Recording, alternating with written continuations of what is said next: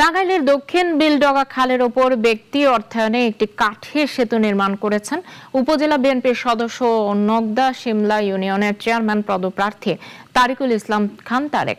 বুধবার সেতুটির উদ্বোধন করা হয়। বিশেষ মোনাজাত পরিচালনা করেন 201 গম্বুজ মসজিদের খতিব মুফতি আব্দুল্লাহ আল মামুন। এতে ডগাবিল এলাকায় উৎপাদিত কৃষিপণ্য সহজেই বনমালী এলাকায় নেওয়া সম্ভব হবে বলে জানান স্থানীয়রা। প্রায় 100টি পরিবার সরাসরি এই সেতুর সুফল ভোগ করবে বলে তারা জানান। এই মানবিক উদ্যোগের জন্য তারা তারিকুল ইসলাম খান তারেকের প্রতি কৃতজ্ঞতা প্রকাশ করেন।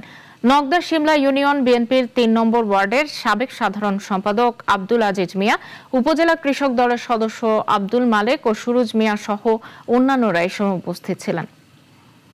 প্রত্যেকটা এলাকায় আমাকে যখন যেভাবে স্মরণ করেছে, আমি চেষ্টা করেছি আমার সাধ্য মোতাবেক কাজ করে দেওয়ার।